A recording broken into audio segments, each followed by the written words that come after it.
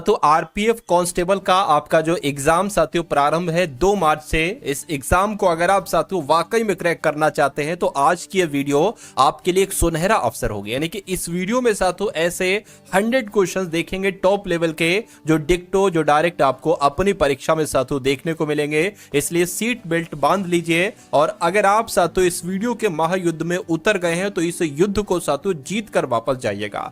तो मैं आपको साथियों आज की कट ऑफ बता देता हूं। साथियों 100 सवाल यहां पर हम लोग देखेंगे पूरी जीके के सबसे टॉप लेवल के, और यहां पर आपको साथियों 35 सवाल बिल्कुल सही करना है। अगर आप 35 सवाल सही कर देते हैं तो ये समझ लीजिए आपका सिलेक्शन यहां से पक्का हो जाएगा और एग्जाम में पेपर आपका बहुत शानदार जाएगा। तो तकरीबन 20 से 25 मिनट में साथियों इन 100 सवालों को मैं कराऊंगा। अपने आप को टेस्ट कीजिएगा, अपनी तैयारी को साथियों आंकिएगा। पहला सवाल आपकी स्क्रीन पर करके शीत रक्तीय प्राणी कौन कौन से होते हैं? तो मछली शीत रक्तीय प्राणी है, छिपकली भी शीत रक्तीय प्राणी है, मेंढक भी शीत रक्तीय प्राणी है। इसलिए सवाल का जवाब आपका ऑप्शन नंबर डी हो जाएगा। अगला देखिए, कह रहे कि जीन शब्द का नामकरण किसके द्वारा किया गया था? तो इनका नाम आपको मालूम होना चाहिए साथियों, W.L. जॉनसन। W.L. जॉनसन के द्वारा ही साथियों जीन शब्द का नामकरण किया गया था। अगला सवाल कह रहे कि जो एहोल अभिलेख है इसका संबंध किससे है? तो एहोल अभिलेख का संबंध किससे है साथियों? पुलकेशिन द्वितीय से है, यह भी आपको याद रखना है। अगला सवाल कह रहे कि ईरान की संसद का नाम क्या है? तो अगर ईरान की संसद आपसे पूछे ना एग्जाम में तो मजलिस आपको बता देना। क्या ईरान की संसद क्या है साथियों? मजलिस है। अगला सवाल कह रहे कि पूर्वी तिमोर किस महादेश में है? तो ये तो एशिया महादेश में है पूर्वी तिमोर। उसके बाद देखिए, उच्च न्यायालय के मुख्य न्यायाधीश की नियुक्ति किसके द्वारा की जाती है बताइए? प्रधानमंत्री के द्वारा नहीं, राष्ट्रपति के द्वारा। बिल्कुल सही, यानी कि हाई कोर्ट के मुख्य न्यायाधीश की नियुक्ति राष्ट्रपति ही तो करते हैं। अगला सवाल देखिए करके, राष्ट्रपति के वेतन और भत्ते कहां से प्राप्त होते हैं? आकस्मिक निधि से, संचित निधि से, आरबीआई से। तो यहां पर आप लोगों को मालूम होना चाहिए राष्ट्रपति के वेतन भी और भत्ते भी ये संचित निधि से प्राप्त होते हैं। उसके बाद देखिए कह रहे कि 1919 में आयोजित अखिल भारतीय खिलाफत सम्मेलन के अध्यक्ष कौन थे? तो साथियों कौन थे? महात्मा गांधी थे। कौन थे? 1919 में आयोजित अखिल भारतीय खिलाफत सम्मेलन की अध्यक्षता महात्मा गांधी जी ने ही की थी। उसके बाद देखिए कह रहे कि चूना पत्थर का कायांतरित रूप है। तो चूना पत्थर का कायांतरित रूप जो है ना साथियों ये संगमरमर है। क्या है साथियों? संगमरमर है। अगला सवाल कह रहे कि विश्व में प्रथम रेल लाइन की नींव कहां रखी गई थी? तो साथियों कहां रखी गई थी? तो इंग्लैंड में रखी गई थी।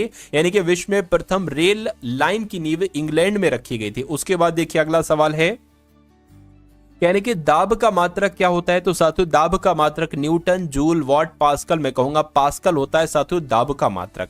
उसके बाद देखिए कह रहे कि धुआंधार झरना ये किस नदी के किनारे पर है? तो धुआंधार झरने की अगर बात करें साथियों नर्मदा नदी के किनारे पर है। क्या साथियों? नर्मदा नदी के किनारे पर धुआंधार झरना है। अगला सवाल कह रहे कि कूका आंदोलन कहां शुरू हुआ था? तो कूका आंदोलन साथियों कहां शुरू हुआ था? पंजाब में शुरू हुआ था। कहां शुरू हुआ था कूका आंदोलन? पंजाब में शुरू हुआ था। उसके बाद देखिए मुगल सम्राट में अनपढ़ कौन था? यानी कि जितने भी मुगल सम्राट हुए हैं उसमें अनपढ़ की अगर बात करें तो आ से अनपढ़, आ से अकबर, यानी कि आंसर आपका ऑप्शन नंबर बी हो जाएगा। उसके बाद देखिए भरतपुर पक्षी अभ्यारण्य ये किस राज्य में स्थित है? तो अगर आपका जवाब साथियों राजस्थान है तो मैं कहूंगा बिल्कुल सही है। राजस्थान के भरतपुर में ही भरतपुर पक्षी अभ्यारण्य है। आंसर अगर आपका ऑप्शन नंबर डी है तो मैं कहूंगा बिल्कुल करेक्ट है। अगला सवाल है कह राज्यपाल को उनके पद की शपथ कौन दिलाते हैं?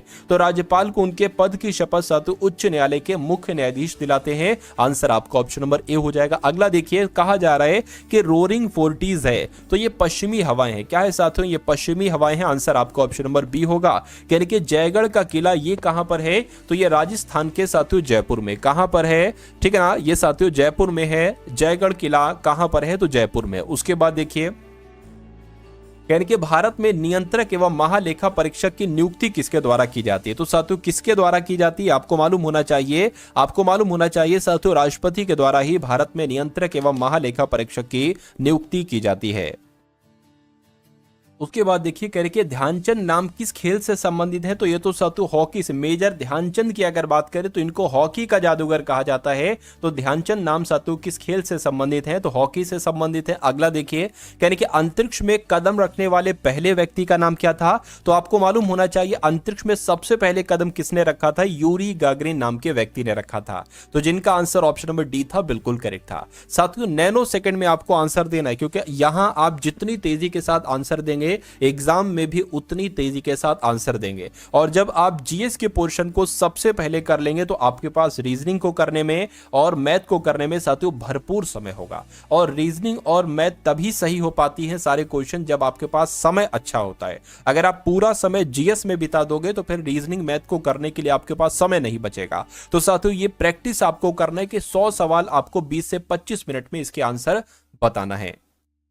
स्वतंत्र भारत के प्रथम गवर्नर जनरल और अंतिम वायसराय कौन थे? देखिए आपको याद रखना है जो स्वतंत्र भारत के प्रथम गवर्नर जनरल थे ना, वही अंतिम वायसराय थे। तो इनका नाम साथियों लॉर्ड माउंटबेटन था और लॉर्ड माउंटबेटन इस सवाल का बिल्कुल सही जवाब हो जाएगा। पूछा जा रहा है कि बंगाल का शोक किस नदी को कहा जाता है? तो बंगाल का शोक तो साथियों दामोदर नदी को कहा जाता है। तो जिनका भी आंसर ऑप्शन नंबर सी है तो बिल्कुल करेक्ट है। अगला सवाल कह रहे कि प्याज है, आलू है, अदरक है, ये क्या है? ये बीज है या फल है या ये तने हैं? तो ये साथियों तने हैं, ये आपको याद रखना है। आंसर आपका ऑप्शन नंबर सी होगा। उसके बाद देखिए कह रहे कि लाल बहादुर शास्त्री की समाधि किस नदी के किनारे पर है? तो लाल बहादुर शास्त्री की समाधि साथियों यमुना नदी के किनारे पर है, ये आपको याद रखना है। राइट आंसर अगर आपका ऑप्शन नंबर बी तो बिल्कुल करेक्ट है। उसके बाद देखिए कहा जा रहा है कि कावेरी नदी किस ओर बहती है? तो पूर्व की ओर, पश्चिम की ओर, उत्तर की ओर, दक्षिण की ओर। तो आपको याद रखना है कि पूर्व की ओर बहती है, कावेरी नदी पूर्व की ओर बहती है। उसके बाद देखिए कौटिल्य का असली नाम क्या था? चाणक्य, विष्णुगुप्त, देवगुप्त या साथियों पांडुरंग? मुझे बताइए। देखिए अगर असली नाम या वास्तविक नाम आपसे पूछा जाए तो विष्णुगुप्त आपको बता देना है, ठीक है ना। अगला सवाल कह रहे शेषनाग झील ये किस राज्य में स्थित है? तो शेषनाग झील कहां पर स्थित है साथियों? जम्मू कश्मीर में। कहां पर है? जम्मू कश्मीर में ही शेषनाग झील है। उसके बाद देखिए प्रोटीन का उच्चतम स्रोत निम्नलिखित में से क्या है? यानी कि सबसे ज्यादा प्रोटीन हमें नमक से मिलता है, बंद गोभी से, सोयाबीन से या मटर से? तो किससे मिलता है साथियों? सोयाबीन से मिलता है, ये आपको मालूम होना चाहिए। उसके बाद देखिए कह रहे किस तिथि को दिन रात बराबर होते हैं? तो भैया 21 मार्च की जब हम बात करते हैं ना तो 21 मार्च को दिन और रात बराबर होते हैं। यह सवाल कई बार आपके एग्जाम में पूछा जा चुका है। नेक्स्ट नंबर का सवाल कह रहे कि गांधी जी का जन्म किस वर्ष हुआ था? बताइए। तो गांधी जी का जन्म तो बच्चा बच्चा जानता है 1869 में हुआ था। कब हुआ था? 1869 में हुआ था। उसके बाद देखिए बेगम अख्तर ये संबंधित हैं। तो ये कौन है? ये एक अभिनेत्री है। तो बेगम अख्तर अभिनेत्री तो नहीं है लेकिन शास्त्रीय गायिका है। कौन है साथियों? शास्त्रीय गायिका है। नेक्स्ट नंबर का सवाल कह रहे कि सुब्रतो कप का संबंध किस खेल से है? यानी कि किस खेल में जीतने पर सुब्रतो कप दिया जाता है? तो मैं कहूंगा फुटबॉल के खेल में जीतने पर सुब्रतो कप दिया जाता है। अगला सवाल कह रहे कि भारतीय पेट्रोलियम संस्थान ये कहां पर स्थित है? तो भारतीय पेट्रोलियम संस्थान कहां पर स्थित है साथियों? देहरादून में स्थित है। कहां पर स्थित है साथियों? देहरादून में स्थित है। उसके बाद देखिए कह रहे कि भारत का राष्ट्रीय वृक्ष कौन सा है? तो भारत का राष्ट्रीय वृक्ष कौन सा है साथियों? बरगद ही भारत का राष्ट्रीय वृक्ष है। आंसर आपका ऑप्शन नंबर सी होगा। साथियों आपको अपना टारगेट याद है ना, आपको साथियों 100 सवालों में से 35 क्वेश्चन 35 सवाल बिल्कुल सही करना है। कोशिश करिएगा कि इससे ज्यादा स्कोर हो, इससे कम स्कोर नहीं होना चाहिए, ठीक है ना। चलिए तो 7 पहाड़ियों का शहर किसे कहा जाता है? भाई साहब रोम की अगर बात करते हैं तो रोम को ही 7 पहाड़ियों का शहर कहा जाता है। लाल बहादुर के समाधि स्थल को किस नाम से जाना जाता है? तो किस नाम से जाना जाता है साथियों? विजय घाट के नाम से जाना जाता है लाल बहादुर के समाधि स्थल को। उसके बाद देखिए कह रहे कि बनारस हिंदू विश्वविद्यालय की स्थापना किसने की थी? तो बनारस हिंदू विश्वविद्यालय की स्थापना खान अब्दुल गफ्फार खान ने की थी? नहीं, मदन मोहन मालवीय ने की थी। बिल्कुल सही साथियों, इस सवाल का जवाब आपका ऑप्शन नंबर बी होगा। और ये क्वेश्चन इंपॉर्टेंट है, इसको साथों स्टार लगाकर अपने मनोमस्तिष्क में स्टोर आप लोग कर लीजिए। उसके बाद देखिए कह रहे कि उत्तरी गोलार्ध में सबसे लंबा दिन किस तिथि को होता है? तो मैं कहूंगा 21 जून की अगर हम बात करते हैं तो उत्तरी गोलार्ध में सबसे लंबा दिन 21 जून को ही होता है। गगन नारंग ये किस खेल से संबंधित हैं? तो गगन नारंग तो सातु निशानेबाज हैं। कौन है? निशानेबाज हैं, निशानेबाजी करते हैं। उसके बाद कह रहे कि विश्व की सबसे ऊंची इमारत कौन सी है? एफिल टावर या पेट्रोनस टावर या सीयर्स टावर या बुर्ज खलीफा?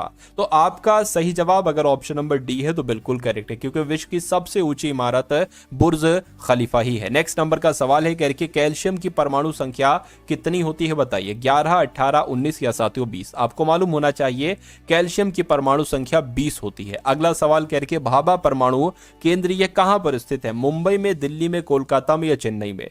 तो आपका जवाब साथियों ऑप्शन नंबर ए होना चाहिए, क्योंकि भाभा परमाणु केंद्र ये मुंबई में ही तो स्थित है। उसके बाद देखिए यानी कि अभिज्ञान शकुंतलम ये क्या है, ये एक पुस्तक है। इस पुस्तक के रचयिता कौन है? तो साथियों कालिदास इस पुस्तक के रचयिता हैं, ये आपको याद रखना है। अगला सवाल करके जय जवान जय किसान, क्या जय जवान जय किसान का नारा किसके द्वारा दिया गया था? बताइए, लाल बहादुर शास्त्री, बाल गंगाधर तिलक, अटल बिहारी वाजपेयी या महात्मा गांधी? तो आपको याद रखना है कि लाल बहादुर शास्त्री के द्वारा ही जय जवान जय किसान का नारा दिया गया था। मदर टेरेसा का जन्म हुआ था, तो मदर टेरेसा का जन्म कहां पर हुआ था? साथियों अल्बानिया में मदर टेरेसा का जन्म हुआ था। यह भी आपसे पूछा जा सकता है। हवा में ध्वनि तरंगे होती हैं, तो हवा में ध्वनि तरंगे अनुदैर्ध्य होती हैं या अनुप्रस्थ होती हैं? तो मैं कहूंगा अनुदैर्ध्य होती हैं। उसके बाद देखिए करके प्रसिद्ध करीबा बांध ये किस नदी पर स्थित है? तो प्रसिद्ध करीबा बांध साथियों ये जाम्बेजी नदी पर स्थित है। क्या जाम्बेजी नदी पर ही करीबा बांध स्थित है? ये भी इंपॉर्टेंट क्वेश्चन है। कह रहे कि भारत में केसर का सबसे बड़ा उत्पादक राज्य कौन सा है? तो भारत में केसर का उत्पादन साथियों जम्मू कश्मीर में किया जाता है। राइट आंसर आपका जो जाना चाहिए वो ऑप्शन नंबर ए के साथ जाना चाहिए। अगला सवाल कह रहे कि जर्मनी और पोलैंड के बीच की सीमा रेखा को क्या कहा जाता है? तो इसका नाम क्या है साथियों? सीज़फ्राइड रेखा नहीं, हिंडनबर्ग रेखा तो बिल्कुल सही, यानी कि जर्मनी और पोलैंड के बीच की सीमा रेखा को हिंडनबर्ग रेखा कहा जाता है। उसके बाद देखिए करके पुरा पाषाण काल की सबसे बड़ी उपलब्धि क्या रही थी? तो आग का आविष्कार पुरा पाषाण काल की सबसे बड़ी उपलब्धि थी, या चक्के का प्रयोग करना, या चाक का प्रयोग करना, या धातु का प्रयोग करना? तो मैं कहूंगा आग का आविष्कार जो किया गया था वो पुरा पाषाण काल में किया गया था, और ये पुरा पाषाण काल की सबसे बड़ी उपलब्धि थी। उसके बाद देखिए वायुमंडल में नाइट्रोजन कितने प्रतिशत होती है? बताइए। तो अगर बात करते हैं यहां पर 78% आपका जवाब है, तो मैं कहूंगा बिल्कुल सही आपका जवाब है। डायनेमो का सिद्धांत ये किस नियम पर आधारित है? तो ये साथियों फैराडे के नियम पर आधारित है, और ये क्वेश्चन साथियों इंपॉर्टेंट है, आप लोग कहीं पर नोट डाउन कर लेंगे। तो डायनेमो का सिद्धांत साथियों किस नियम पर आधारित है? फैराडे के नियम पर आधारित है। अलीगढ़ आंदोलन की शुरुआत किसने की थी? तो अलीगढ़ आंदोलन की शुरुआत किसने की थी? मोहम्मद अली जिन्ना ने नहीं, मोहम्मद इकबाल ने नहीं, सर सैयद अहमद खान के द्वारा ही साथियों अलीगढ़ आंदोलन की शुरुआत की गई थी। उसके बाद देखिए करके दिलवाड़ा का जो जैन मंदिर है ना, ये किस शैली का उदाहरण है? तो ये साथियों किस शैली का उदाहरण है? ये नागर शैली का उदाहरण। क्या साथियों, जो दिलवाड़ा का जैन मंदिर है ये नागर शैली का उदाहरण है, ये आपको यहां पर याद रखना है। उसके बाद देखिए कह रहे कि किस नवाब ने अपनी राजधानी मुर्शिदाबाद से मुंगेर स्थानांतरित की थी? तो भैया इनका नाम मीर कासिम था, और मीर कासिम ने अपनी राजधानी मुर्शिदाबाद से मुंगेर स्थानांतरित की थी। ये बात आप लोग याद रखें, क्योंकि ये सवाल आपके एग्जाम में पूछा जाता है। कहने के दमन और दीव को कौन सी खाड़ी अलग करती है? तो कच्छ की खाड़ी, खंबात की खाड़ी, बंगाल की खाड़ी? मैं कहूंगा खंबात की खाड़ी जो है ना, ये दमन और दीव को साथियों अलग करती है। राइट आंसर आपका ऑप्शन नंबर बी हो जाएगा। उसके बाद देखिए यानी कि द वेल्थ ऑफ नेशन, ये रचना ये किसकी रचना है? माल्थस की है, पिग की है, एडम स्मिथ की है, या अरस्तु की है? तो ये साथियों एडम स्मिथ की है। यानी कि द वेल्थ ऑफ नेशन पुस्तक किसकी है? तो ये एडम स्मिथ की है, ये आपको याद रखना है। नेक्स्ट नंबर का सवाल है, कह रहे कि पृथ्वी की भूपरपटी पर सर्वाधिक उपलब्ध उपधातु कौन सी है? यानी कि जो पृथ्वी की भूपरपटी है इस पर सबसे ज्यादा मात्रा में कौन सी उपधातु मौजूद है? तो मैं कहूंगा सिलिकॉन मौजूद है। कौन सी साथियों? सिलिकॉन मौजूद है। तो सिलिकॉन आपका यहां पर बिल्कुल सही जवाब हो जाएगा। अगला सवाल आपकी स्क्रीन पर है, यानी कि वाल्मीकि ने रामायण की रचना किस भाषा में की थी? मुझे बताइए। साथियों देखिए आपके पास अब समय बहुत कम है, ठीक है ना, आपके पास समय साथियों कम है, तो आपको स्ट्रेटजी के साथ चलना होगा। अब देखिए रीजनिंग की अगर बात करें, मैथ की अगर बात करें, तो ये तो सभी लोग कर लेंगे भाई। रीजनिंग भी नॉर्मल लेवल की आएगी, मैथ भी नॉर्मल लेवल की आएगी, लेकिन जो जीके में बाजी मारेगा, जो जीके में बाजी मारेगा साथियों, उसके एक तरीके से पूरा पक्का चांस हो जाएगा सिलेक्शन का, क्योंकि मैथ भी नॉर्मल आएगी लगभग मॉडरेट, और मॉडरेट टू हार्ड साथियों क्या मॉडरेट लेवल की आपकी मैथ भी आएगी।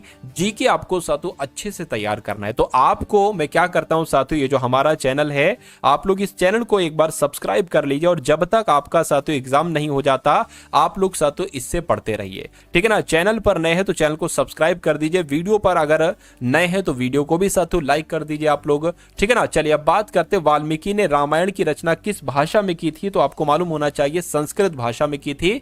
राइट आंसर आपका ऑप्शन नंबर सी हो जाए। सती प्रथा का उन्मूलन किस ब्रिटिश शासक के कार्यकाल में हुआ था? था।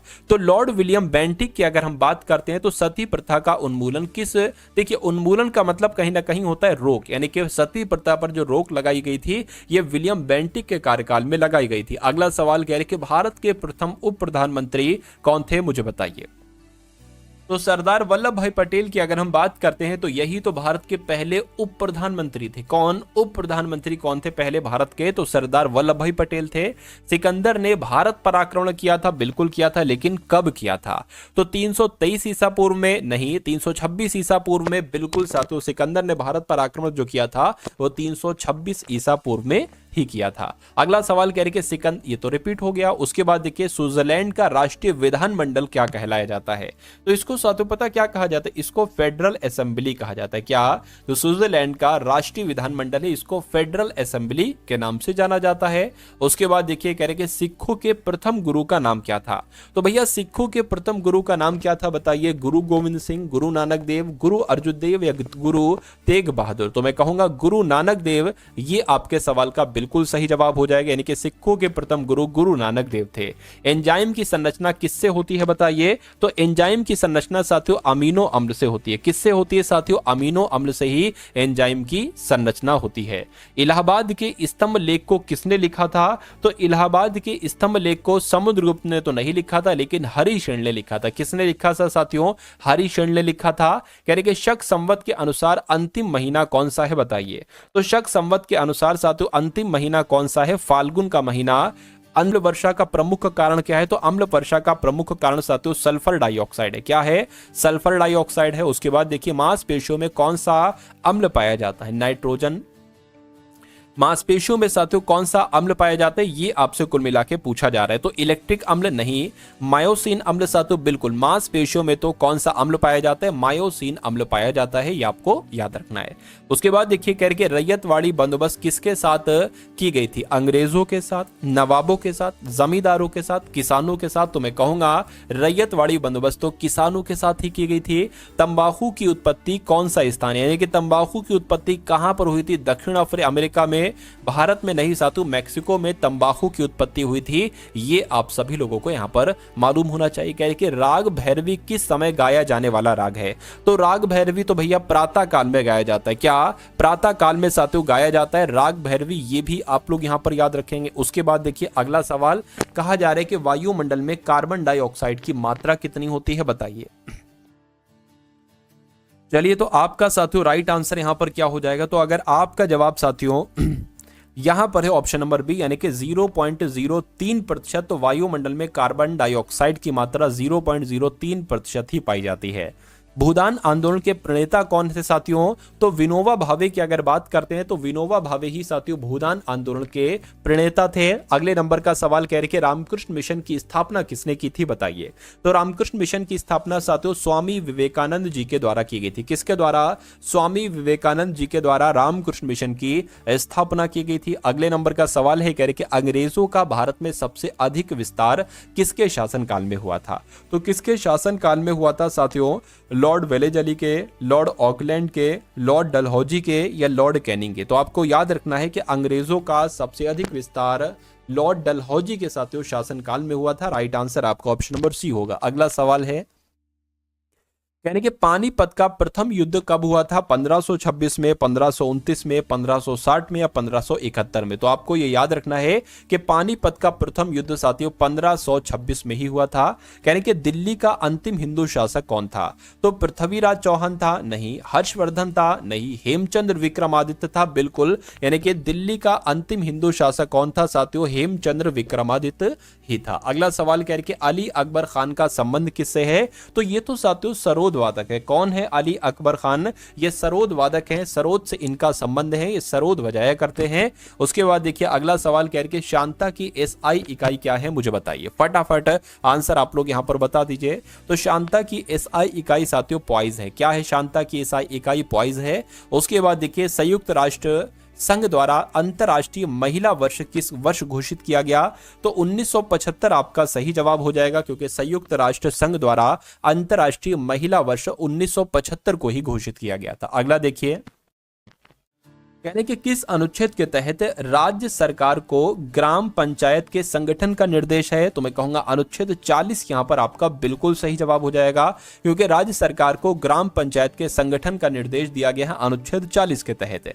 उसके बाद देखिए, भारतीय सैनिकों को किस उपनाम से जाना जाता है? तो भारतीय सैनिकों को साथियों जवान कहा जाता है। क्या कहा जाता है? भारत के सैनिकों को जवान कहा जाता है। राइट आंसर आपका सी होगा। उसके बाद देखिए, कह रहे कि भौतिक शास्त्र के क्षेत्र में प्रथम नोबेल पुरस्कार साथियों किसे दिया गया था? तो साथियों विल्हेम कॉनराड रॉन्टेगन जो जर्मनी से थे, इनको दिया गया था। रॉन्टेगन भी कहीं कहीं पर लिखा आपने देखा होगा, रॉन्टेगन लिखा हुआ है तब भी आपको लगा देना है। अगला सवाल कह रहे कि नेशनल रिमोट सेंसिंग एजेंसी ये कहां पर स्थित है? बताइए। नई दिल्ली में, बेंगलुरु में, हैदराबाद में या अहमदाबाद में? तो आपको याद रखना है कि नेशनल रिमोट सेंसिंग एजेंसी कहां पर स्थित है? हैदराबाद में स्थित है। आंसर आपका ऑप्शन नंबर सी हो जाएगा। नेक्स्ट नंबर का सवाल कह रहे कि वॉल स्ट्रीट ये किस देश में है? बताइए। तो वॉल स्ट्रीट क्या अमेरिका में है या फ्रांस में है या जर्मनी में है या इटली में है? तो आपको याद रखना है कि अमेरिका में ही साथियों क्या है, वॉल स्ट्रीट है। उसके बाद देखिए, कह रहे कि संघ लोकसभा आयोग के सदस्यों के द्वारा नियुक्त किए जाते हैं, यानी कि किसके द्वारा नियुक्त किए जाते हैं? देखिए, मैं आपको कई बार बता चुका हूं, जो भी केंद्र लेवल पर अधिकारी हैं उनकी नियुक्ति राष्ट्रपति साहब करते हैं, और जो राज्य लेवल पर अधिकारी हैं उनकी नियुक्ति साथियों राज्यपाल करते हैं। तो ये तो भैया संघ लोकसभा आयोग की बात चल रही है। तो संघ लोकसभा आयोग यानी कि केंद्र लेवल के अधिकारी हैं, तो इनकी नियुक्ति कौन करेंगे? राष्ट्रपति साहब ही करेंगे। उसके बाद देखिए, कह रहे कि नेपाली सैनिक को किस अन्य नाम से जाना जाता है? तो अभी तो मैंने आपको बताया था। अच्छा, नेपाली सैनिक, भारतीय सैनिक अगर पूछा जाए तो जवान आपको बता देना, लेकिन नेपाली सैनिक अगर पूछा जाए तो गोरखा आपको बताना है। यानी कि नेपाली सैनिक को साथियों गोरखा नाम से भी जाना जाता है। यानी कि rail coach factory Kapurthala Bharat के किस राज्य में स्थित है? मुझे बताइए। तो ये साथियों पंजाब में स्थित है। कहां पर स्थित है? पंजाब में स्थित है। यानी कि विषैली छिपकली है। तो इनमें से कौन सी विषैली छिपकली है? वेरेनस या कैमिलियन या हीलोडर्मा? तो मैं कहूंगा हीलोडर्मा जो छिपकली है ना, ये विषैली छिपकली है। उसके बाद देखिए, कह रहे कि समुद्री सर्प को क्या कहा जाता है? बताइए। तो समुद्री सर्प को साथियों डेविल फिश कहा जाता है। क्या कहा जाता है? आपको याद रखना है साथियों, समुद्री सांप को डेविल फिश कहा जाता है। मेंढक में फर्टिलाइजेशन की प्रवृत्ति होती है, बाह होती है, या बाह और आंतरिक दोनों तरीके से होती है, या ये दोनों? तो मैं कहूंगा कि बाह तरीके से होती है मेंढक में फर्टिलाइजेशन की प्रवृत्ति। उसके बाद देखिए, कह रहे कि अधिकांश कीट श्वसन कैसे करते हैं? त्वचा से, वातक तंत्र से, फेफड़ों से, या साथियों क्लोम से? तो यहां पर आपको याद रखना है कि अधिकांश कीट श्वसन कैसे करते हैं? वातक तंत्र से साथियों श्वसन करते हैं। तालाबों और कुओं में निम्नलिखित में से किस एक को छोड़ने से मच्छरों को नियंत्रित करने में मदद मिलती है? तो अगर साथियों यहां पर हम लोग बात करते हैं गैम्बुशिया की, अगर बात करें तो तालाबों और कुओं में अगर आप साथियों ये गैम्बुशिया छोड़ दोगे ना, मच्छरों को नियंत्रित हो जाएंगे, मच्छर नहीं आएंगे। फिर कुल मिला के किस रक्त नहीं होता, यानी कि किस में रक्त नहीं होता है किंतु श्वसन करता है? तो किसकी बात चल रही है साथियों? यहाँ पर हाइड्रा की बात चल रही है। हाइड्रिया में रक्त नहीं होता है, ब्लड नहीं होता है, लेकिन वो श्वसन करता है। श्वसन की क्रिया संपन्न होती है। तो श्वसन की क्रिया हरित लवकों में संपन्न होती है? नहीं। राइबोसोम में संपन्न होती है? नहीं। लाइसोसोम में संपन्न होती है? नहीं। माइटोकॉन्ड्रिया में संपन्न होती है। ये आपका साथियों बिल्कुल सही जवाब हो जाएगा भाई। बहुत बढ़िया, वेरी गुड क्लास। अगला सवाल और आज की इस वीडियो का साथियों अंतिम सवाल है। तो कितने आपने सवाल सही किए? जितने भी किए हों, 30, 40, 50, 60, 70, 80, 90 या पूरे 100 कर दिए हों, जितने भी किए हों, एक बार कमेंट सेक्शन में अपना स्कोर साथियों जरूर आप टाइप करेंगे। मैं उनको जरूर देखूंगा थोड़ी देर के बाद। ठीक है, तो मनुष्य के शरीर में मुख्य नाइट्रोजनीय अपशिष्ट कौन सा होता है? तो मैं कहूंगा यूरिया होता है। तो यूरिया आपका साथियों यहाँ पर बिल्कुल करेक्ट आंसर हो जाएगा भाई। बहुत बढ़िया, वेरी गुड क्लास। तो साथियों कैसी लगी आपको ये क्लास, एक बार कमेंट सेक्शन में जरूर बताइएगा। उसके अलावा अगर साथियों आप इस वीडियो पर नए हैं तो वीडियो को लाइक कर दीजिए, चैनल को सब्सक्राइब नहीं किया चैनल को सब्सक्राइब जरूर कर दीजिएगा।